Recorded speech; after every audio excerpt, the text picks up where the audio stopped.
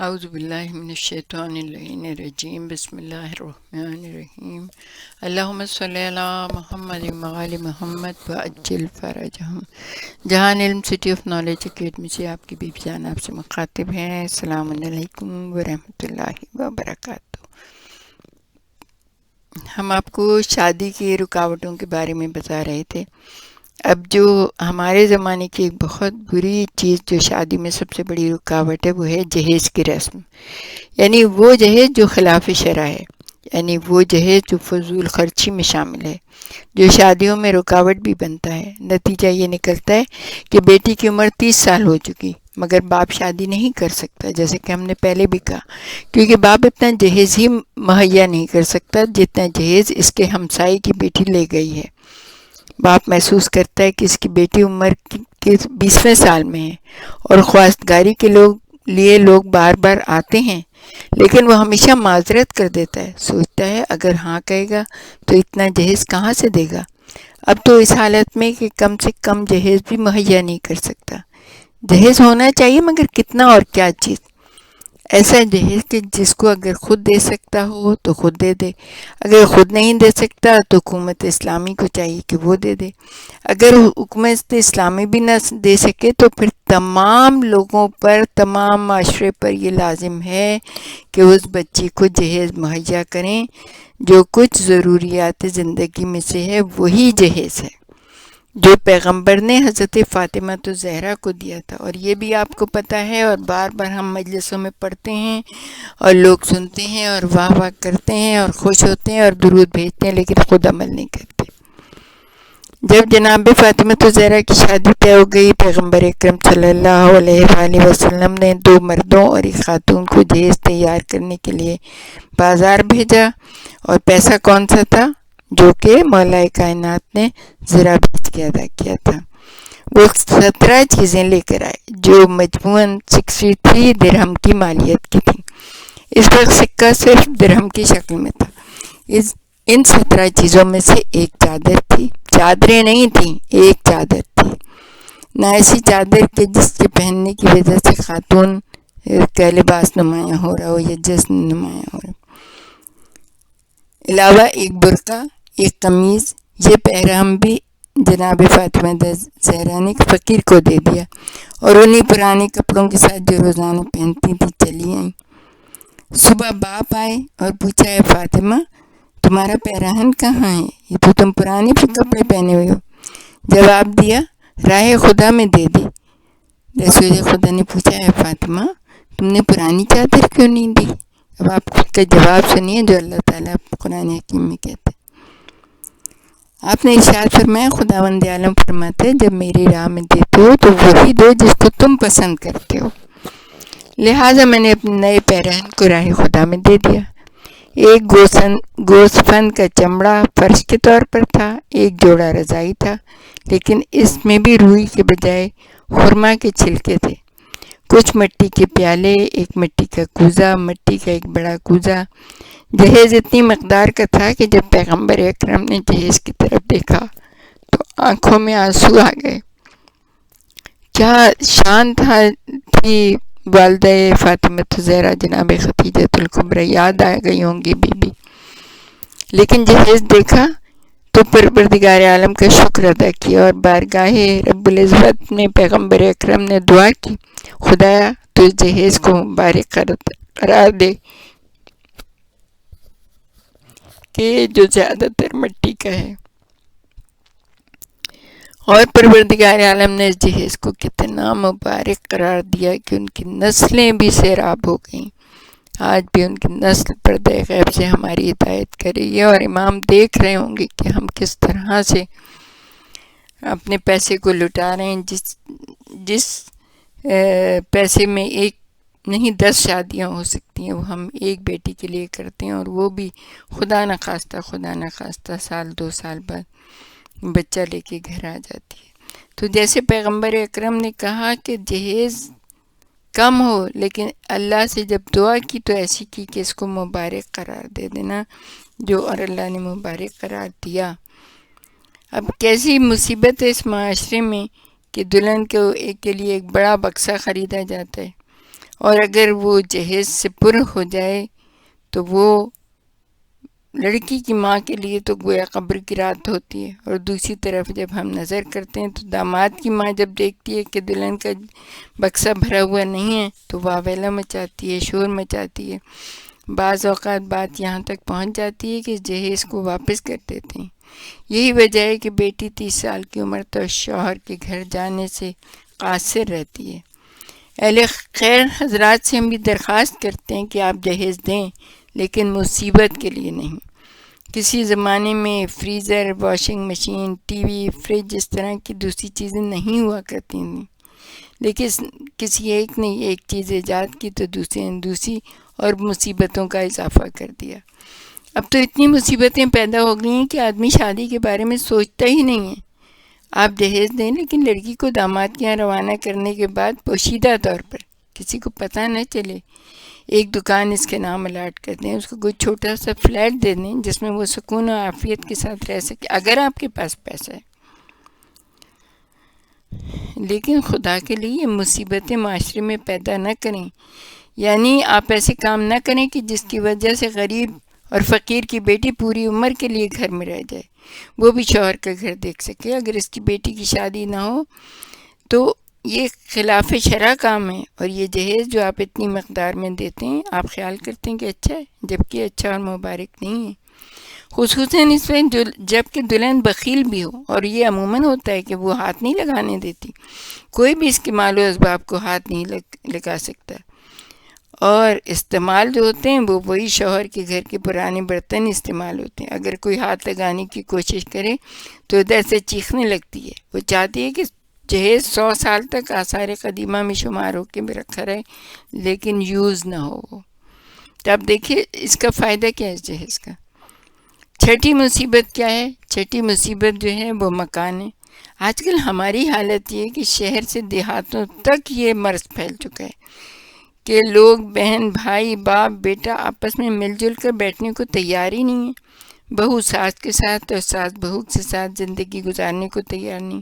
مکان ضرور علیحدہ ہونا چاہیے، چاہے کرائے کا ہی کیوں نہ۔ یہ ایک بڑی مشکل ہے جو نوجوانوں کو شادی نہ کرنے پر مجبور کرتی ہے۔ اس کی آمدنی اب اتنی نہیں جتنے اس کے اخراجات ہیں، بلکہ آج خواستگاری کے لیے جائے تو پہلا سوال یہ ہوتا ہے کہ گھر ہے یا نہیں، مکان ہے یا نہیں۔ اب بعض اتنے اچھے بچے ہوتے ہیں، پڑھے لکھے ہیں، دیندار ہیں، خوش شکل ہیں، لیکن کیا ہے، مکان نہیں۔ ابھی تو ماں باپ کے ساتھ صرف اس برتے کے اوپر ان کو کہ مکان نہیں ہے ان کے پاس، ان کو بالکل یک قلم مسترد کر دیے جاتے ہیں۔ نہ لوگ یہ دیکھتے ہیں مذہب کیسا ہے، نہ لوگ دیکھتے ہیں دین کے اوپر چلتا ہے کہ نہیں چلتا، نہ لوگ یہ دیکھتے ہیں کہ اخلاق اچھا ہے کہ نہیں ہے۔ خدا کے لیے اپنے آپ کو سنواریں۔ یہ چیزیں آپ کی، یہ بڑے بول اللہ کے آگے بہت ناپسندیدہ ہیں۔ اپنے آپ کو سنواریں۔ جب دو قسمتیں ملتی ہیں، گھر بھی ہو جاتا ہے، اولاد بھی ہو جاتی ہے، پیسہ بھی ہو جاتا ہے، زیور بھی ہو جاتا ہے، سب کچھ ہو جاتا ہے، لیکن آپ شروع سے چاہتے ہیں تو پھر یہ چیزیں اللہ تعالیٰ کے ہاں اور دین میں قابل قبول نہیں ہیں۔ اصفہان کے ایک بزرگ، اچھا گھر کا مسئلہ بڑا مسئلہ ہے، پہلے زمانے میں اس طرح نہیں ہوا کرتا تھا۔ ایک گھرانے میں 4 بہویں ساتھ رہتی تھیں اور وہ گھرانہ بھی خوشحال رہتا تھا۔ آج کل مکان کا مسئلہ پیدا ہو گیا، اس کی وجہ سے لوگ آرام طلب ہو گئے۔ عصر حاضر کی پیدا کی ہوئی مشکلات میں سے ایک مشکل یہی ہے۔ ہم آپ کو بتا رہے تھے کہ اصفہان کے بزرگ علماء میں سے ایک عالم نے یہ واقعہ سنایا ہے کہ ایک دن میرے پاس ایک لڑکا آیا اور کہنے لگا میرے ماں باپ میری شادی نہیں کرتے، وہ آپ کے زیادہ معتقد ہیں، مہربانی کر کے آپ ان کو نصیحت کریں تاکہ میری شادی کر دیں۔ آقا کہتے ہیں ایک دن صبح سویرے میں ان کے گھر پہنچا، بہت احترام کرتے تھے میرا۔ تعجب میں پڑ گئی کہ آج آقا ہمارے گھر کیوں آئے اور کیسے آئے۔ بہرحال میں نے اس خاتون کے لیے گویا ایک طویل مجلس پڑھی۔ 1 گھنٹے کی تقریر کے بعد ماں نے جواب دیا، حاجی آقا جب تک میں زندہ ہوں بہو اس گھر میں نہیں آ سکتی ہے۔ پھر میں اس لڑکی کی طرف متوجہ اور کہا تم دعا کرو کہ یہ خاتون مر جائے۔ حالت یہاں تک پہنچی ہے کہ ماں تیار نہیں ہے کہ اس کے گھر میں بہو آئے، اس طرح آنے والی بہو بھی تیار نہیں ہے کہ ساس کے ساتھ زندگی گزارے۔ تو جب ایسا ہے، یہ اس طرح سے ایک مشکل مسئلہ لڑکے اور لڑکی کا سبق پڑھنا ہے، خصوصاً لڑکے کا۔ فردوسی نے ایک کہانی بنائی ہے، اس میں کہتا ہے کہ رستم 7 طبقوں کو یا ان 7 مشکلوں کو دور کرے پھر جا کے شادی کر سکتا ہے، پھر کہیں اس کے گھر میں دلہن آ سکتی ہے۔ کیا یہ مشکل ختم ہو سکتی ہے؟ مگر رستم بھی ان کو ختم نہیں کر سکتا۔ کیا یہ مسائل ختم ہو سکتے ہیں؟ امکان ہے یا نہیں؟ ایک مرحلے کے بعد دوسرا مرحلہ، دوسرے کے بعد تیسرا مرحلہ شروع ہو جاتا ہے اور یہ سلسلہ ختم ہوتا نظر نہیں آتا۔ ابتدا میں لڑائی شوہر اور بیوی میں ہو جاتی ہے۔ کس قسم کی لڑائی؟ یہ زندگی کا ایک قسم کا جھگڑا ہے۔ جب ہم میاں بیوی کی لڑائی کا تجزیہ کرتے ہیں تو بیوی کیا ہے، وہ چند جوڑوں میں گزارا کرنے کو تیار نہیں ہے، بلکہ اسے ہر تقریب کے لیے نیا لباس چاہیے، نیا جوڑا چاہیے۔ ایک محفل میں وہ جوڑا اس نے پہن لیا تو اب دوسری محفل میں وہ جوڑا نہیں پہنے گی، چاہے وہاں پہ وہ لوگ آئیں یا نہ آئیں، مگر ہو سکتا ہے ایک آ جائے اور پھر وہ کہے کہ دیکھو اس نے تو وہی جوڑا پہنا ہوا ہے۔ تو اگر ایک دن میں 2 محفلوں میں جانا ہو تو 2 مختلف جوڑے چاہیے ان کو، چونکہ کئی جوڑے نہیں ہیں، بس لڑائی شروع ہو جاتی ہے۔ شوہر کہتے ہیں اتنے کپڑے اگر تیرا باپ تیرے ساتھ دے دیتا تو اچھا ہوتا۔ بیوی کہتے ہیں میرے والد نے مجھے تمہارے حوالے کیے، کپڑے تمہیں بنانے پڑیں گے۔ ابھی 1 مہینہ بھی نہیں گزرا اور شوہر سے کپڑے طلب کریں۔ اس ابتدائی مہینے میں شوہر سے سونے کی انگوٹھی، ہیرے کی انگوٹھی طلب کی جا رہی ہے۔ اب اسی ابتدائی مہینے میں بات یہاں تک پہنچتی ہے کہ بیوی کہتی ہے میں وثیقہ فروخت کر کے کپڑے خریدوں گی، میرا وثیقہ میرے حوالے کر دو، میں سونا خریدنا چاہتی ہوں، وہ تو میرا حق ہے، جہاں چاہوں خرچ کر سکتی ہوں۔ اگر میں اپنے لیے زینت کی اشیاء خریدوں تو اس میں تمہیں اعتراض کرنے کا کیا حق بنتا ہے؟ اب یہاں پہ طلب ختم نہیں ہوتی، بلکہ طلب میں اضافہ ہوتا رہتا ہے۔ بقول ایک صاحب کے، جوان اگر شادی نہ کرے تو اس طرح ہے گویا وہ ٹوپی نہ پہنے ہو، بھائی جب شادی کرتا ہے تو گویا ایک اچھی ٹوپی اس کے سر پر رکھی جاتی ہے۔